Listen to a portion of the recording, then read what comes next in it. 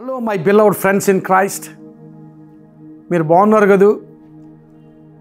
మీరు క్షేమంగా ఉండాలని, అన్ని విషయాల్లో మీరు వర్ధిల్లుచూ ఉండాలని దినదినము మీ కొరకు ప్రార్థన చేస్తూ ఉన్నాం.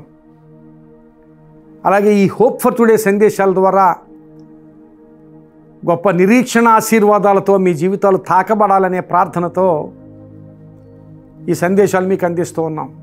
ప్రియులారా, ఒక మనవి, ఈ సందేశాలు మీరు ఎలా వింటున్నారు? క్యాజువల్గా యథాలాపంగా వినేస్తున్నారా, లేక ఒక ప్రణాళికాబద్ధంగా దేవుడు తప్పకుండా ఒక నిరీక్షణ, ఒక ఆశీర్వాదం నా జీవితంలో కలుగు చేయాలనే ఆశతో వినే ముందు చిన్ని ప్రార్థన చేసి, అలాగే బైబిల్ దగ్గర పెట్టుకొని చూపించబోతున్న వాక్యాలు బైబిల్లో తెరచి చూస్తూ ధ్యానంతో మీరు వింటున్నారా, లేక యథాలాపంగా క్యాజువల్గా వినేస్తున్నారా? ఈరోజు ఒక మనవి, ఈ సందేశాలు మీకు ఆశీర్వాదకరంగా ఉండగలిగేటట్లుగా ఈ సందేశం వినే ముందు చిన్న ప్రార్థన, అలాగే బైబిల్ మీరు చేతిలో పట్టుకొని చూపించబోతున్న వాక్యాన్ని మీరు చూస్తూ ధ్యానంతో ఆ మాటలు వినండి. తప్పక దేవుడు ఆ మాటలు మీకు ఆశీర్వాదకరంగా ఉంచుతాడు. ఈరోజు ఈ హోప్ ఫర్ టుడే సందేశం కొరకు కీర్తనల గ్రంథం నుండి 119వ కీర్తన 37వ వచనాన్ని చదువుతున్నాను. 119వ కీర్తన 37వ వచనం. వ్యర్థమైన వాటిని చూడకుండా నా కన్నులు త్రిప్పివేయము, నీ మార్గములలో నడుచుకొనుటకు నన్ను బ్రతికించుము. వ్యర్థమైన వాటిని చూడకుండా నా కన్నులు త్రిప్పివేయము, నీ మార్గములలో నడుచుకొనుటకు నన్ను బ్రతికించుము. నన్ను బ్రతికించుము అన్న చోట ఇంగ్లీష్లో రివైవ్ మీ లార్డ్ అని ఉంది. నన్ను ఉజ్జీవింపచేయి ప్రభువా, తిరిగి జీవం దయచేయి ప్రభువా అనే అర్థాన్ని ఇచ్చే మాటలు. ప్రియులారా, మన జీవితాల్లో కొన్ని విషయాల్లో మనం చాలా మృతతుల్యమైన అనుభవాలు కలిగి ఉంటాం. కొన్ని విషయాలు మంచిగానే ఉండొచ్చు, కొన్ని విషయాల్లో చచ్చిన స్థితి కలిగిన అనుభవాలు, లేక కొన్ని విషయాల్లో దేవునికి ఇష్టం కాని అనుభవాలు, కొన్ని విషయాల్లో వాక్యానికి దూరమైన అనుభవాలు. అలాంటి అనుభవాల గురించి ఈ సమయంలో ఈ మాటల ద్వారా మనం ప్రోత్సహించబడదాం. దేవుడు మనల్ని ఉజ్జీవింపచేయాలంటే, దేవుడు మనకి మరలా జీవాన్ని ప్రసాదించాలి అంటే అక్కడ ఒక నియమం చెబుతున్నాడు ఆ కీర్తనకారుడు, వ్యర్థమైన వాటిని చూడకుండా నా కన్నులు త్రిప్పివేయము అని. చాలా గొప్ప అనుభవం అది. ఈ దినాల్లో మనం మన కళ్ళతో ఏవేవో చూస్తున్నాం. ఈ మాటలు యవనస్తులు ప్రత్యేకంగా జాగ్రత్తగా వినండి. అలాగే యవనస్తులే కాదు, పెద్దవారు కూడా మన కళ్ళతో ఏం చూస్తున్నాం? ఈ దినాల్లో చూడకూడనివి చూసి హృదయాలు చలింపచేసుకునే స్థితి, చూడకూడని వాటి వైపు ఆకర్షించబడే స్థితి ఈ దినాల్లో చాలా చూస్తున్నాం. చూడకూడనివి చూడడానికి అలాంటి పరిస్థితులన్నీ మన చేతుల్లోకి వచ్చేసాయి. మన మొబైల్ ఫోన్స్ అవనివ్వండి, కంప్యూటర్స్ అవనివ్వండి, ఏం చూస్తున్నాం మనం? యవనస్తులు చాలామంది పోర్నోగ్రఫీతో చాలా విచ్చలవిడిగా చూడకూడనివి చూసి దేవుని ఆశీర్వాదాన్ని పోగొట్టుకుంటున్నారు. యవనస్తులే కాదు, పెద్దవారు కూడా. పోర్నోగ్రఫీ కానక్కర్లేదు, ఏదైనా చూడకూడనివి, వ్యర్థమైన వాటిని చూడకుండా, అవన్నీ వ్యర్థమైనవి అని దేవుని వాక్యం మాట్లాడుతుంది. వ్యర్థమైన వాటిని చూడకుండా నా కన్నులు త్రిప్పివేయి ప్రభువా. అలా త్రిప్పివేయబడినప్పుడు మన జీవితాలు నూతన జీవాన్ని పొందుతాయి. మన బ్రతుకుల్లో ఉద్యమం కలుగుతుంది, నూతన జీవం పొందుకుంటాం, నూతన ఆశీర్వాదం మన జీవితాల్లో అనుగ్రహించబడుతుంది. ప్రియులారా, ఆ చిన్న శోధనను నీవు జయించగలిగితే నీ జీవితం ఆశీర్వాదం. కొన్నిసార్లు ఆ చిన్న శోధనను జయించలేక జీవితాన్ని పతనం చేసుకునే స్థితి చాలామంది జీవితాల్లో ఉండొచ్చు. ఒక ఉదాహరణ చెబుతాను.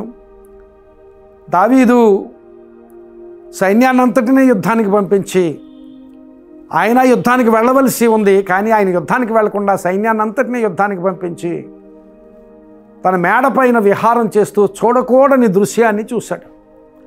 ఆ చూడకూడని దృశ్యం కనబడినప్పుడు తన కన్నులు త్రిప్పివేసుకుంటే చాలా ఆశీర్వాదకరంగా ఉండేది. కానీ చూడకూడని దృశ్యాన్ని చూశాడు, మనస్సును దాని మీద నిలిపాడు. ఆ తర్వాత చేయకూడని కార్యాలు చేశాడు, దేవుని దృష్టికి దూరమయ్యాడు. కోర్స్ ఆ తర్వాత పశ్చాత్తాపడ్డాడు. ఒకవేళ ఈరోజు ఈ మాటలు వింటున్న నీవు చూడకూడనివి చూస్తున్నట్లయితే దావీదు వలె నువ్వు పశ్చాత్తాపడితే, ఆయన అన్నాడు, దేవా నాలో మరలా శుద్ధ హృదయం కలుగు చే ప్రభువా, సమ్మతి గల మనస్సు నాలో కలిగించు ప్రభువా, నీ పరిశుద్ధాత్మను నాకు దూరపరచొద్దు ప్రభువా అని చాలా ప్రాధేయపడుతూ పశ్చాత్తాపడి దేవుని సన్నిధిలో ప్రార్థన చేశాడు. ఈరోజు మనం ఏం చూస్తున్నాం? చూస్తున్న విషయాల్లో పశ్చాత్తాపడదాం. చూస్తున్న విషయాలు దేవునికి విరుద్ధమైనవైతే, చూస్తున్న విషయాలు వాక్యానికి మనల్ని దూరం చేసేవైతే, చూస్తున్న విషయాలు దేవుని చిత్తానికి వ్యతిరేకమైనవైతే ఆ విషయాల్లో ఒక నిర్ణయం చేసుకుందాం. వ్యర్థమైన వాటిని చూడకుండా నా కన్నులు త్రిప్పివేయము. ప్రార్థన చేయాలి. అలాగే మనము కూడా మన కన్నులను త్రిప్పివేసుకోవాలి. వ్యర్థమైనవి అని దేవుని వాక్యం మాట్లాడుతూ ఉంది. పోర్నోగ్రఫీయే కానక్కర్లేదు, ఇంకేదైనా దేవుని వాక్యానికి ఇది నన్ను దూరం చేస్తుంది అనుకునేది ఏదైనా, అలాగే నిన్ను బలహీనపరిచేది ఏదైనా, వాటి నుండి నీవు దూరం అయ్యే స్థితి. ఈ దినాన దేవుడు నీతో మాట్లాడుతుండగా మరలా నీ బ్రతుకులో నూతన జీవం కావాలి అంటే, మరలా నువ్వు ఉజ్జీవింప చేయబడాలంటే, మరలా నూతన ఆశీర్వాదంతో నీవు నింపబడాలి అంటే, నూతన జీవం నీ జీవితంలో తొలికిసలాడాలంటే, ఇదిగో దేవుడు మాట్లాడుతున్నాడు, వ్యర్థమైనవి చూడకుండా నీ కన్నులు త్రిప్పివేసుకో. వ్యర్థమైనవి చూడకుండా ఉండగలిగే ఆ నిగ్రహాన్ని నాకు దయచే ప్రభువా అని ప్రార్థన చేయడం ఎంత అవసరమో, నిన్ను నీవు నిగ్రహించుకుంటూ దేవుని సన్నిధిలో యోగ్యుడిగా యోగ్యురాలుగా నిలవబెట్టుకోవడం అంతే అవసరం. అలాంటి స్థితి నీకుంటే దేవుడు తప్పక నూతన జీవాన్ని, నూతన ఆశీర్వాదాన్ని, పునరుద్ధాన అనుభవాన్ని దేవుడు నీకు ఇస్తాడు. ఈ దినాన్ని అలాంటి అనుభవం కోసం నువ్వు ఒక నిర్ణయం చేసుకో. దావీదు పడిపోయినప్పటికీ కూడా మరలా ఒక గొప్ప నిర్ణయంతో దేవుని సన్నిధిలో పశ్చాత్తాపడి తన హృదయాన్ని నీళ్లు కృమ్మరించినట్లుగా కృమ్మరించి పశ్చాత్తాపడి, నీ సన్నిధి నుండి నన్ను దూరం చేయొద్దు ప్రభువా, నేను పాపం చేశాను అని దేవుని సన్నిధిలో పశ్చాత్తాపడి దేవునికి మరలా దగ్గరయ్యాడు, నూతన జీవాన్ని పొందుకున్నాడు. ఈరోజు అలాగే నీవు కూడా నూతన జీవం పొందుకోగలిగేటట్లుగా, నూతన ఆశీర్వాదం పొందుకోగలిగేటట్లుగా, దేవునికి మరలా దగ్గరై దేవునితో సహవాసం చేయగలిగే స్థితిలో ఉండగలిగేటట్లుగా ఒక నిర్ణయం చేసుకో. ఆ నిర్ణయం నీ జీవితాన్ని మార్చివేస్తుంది. ఆ నిర్ణయం నీ జీవితంలో ఉన్నతమైన ఆశీర్వాదాన్ని కలుగు చేస్తుంది. ఆ నిర్ణయం చేసుకుని దేవుని సన్నిధికి నీ జీవితాన్ని అప్పగించు. ఒక ప్రార్థన చేయి, దేవా వ్యర్థమైన వాటిని చూడను ప్రభువా, నాకు నూతన జీవం దయచే ప్రార్థన చేయి. దేవుడు తప్పకుండా అలాంటి నూతన జీవం ఇస్తాడు. అలాంటి నూతన జీవము దేవుడు నీకు దయచేయను గాక. ఆమేన్. ప్రార్థన చేసుకుందామా? ప్రియుడైన మా తండ్రి, కృపగల మా దేవ, ఈరోజు మాతో మాట్లాడారు, మీకు స్తోత్రం. నిజమే ప్రభువా, వ్యర్థమైనవి చూడకుండా మా కన్నులు త్రిప్పివేసుకోగలిగే అనుభవాలు మాకు దయచేయండి. అలాంటి నిగ్రహ శక్తిని మేము పొందుకోగలిగేటట్లుగా నీ కృప కూడా మాకు దయచేయమని ప్రార్థన చేస్తున్నాం. ఇక్కడున్న ఈ మాటలు విన్న వారందరూ కూడా వ్యర్థమైనవి చూడకుండా ఒక నిర్ణయం చేసుకుని ప్రభు వారి జీవితాల్లో నూతన ఆశీర్వాదము, నూతన జీవము, మరలా బ్రతికించబడే స్థితి దయచేసి ఆశీర్వదించమని, అట్టి దీవెనలతో ఈ మాటలు విన్న వారిని నింపుమని ప్రార్థన చేస్తూ యేసు నామమున అడుగుచున్నాను తండ్రి. Amen. God bless you friends. May this message be a blessing in your life.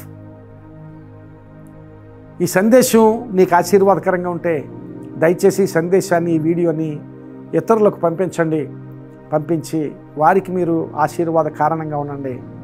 అలా మీరు వారికి ఆశీర్వాద కారణంగా ఉన్నప్పుడు దేవుడు మిమ్మల్ని దీవిస్తాడు. God bless you.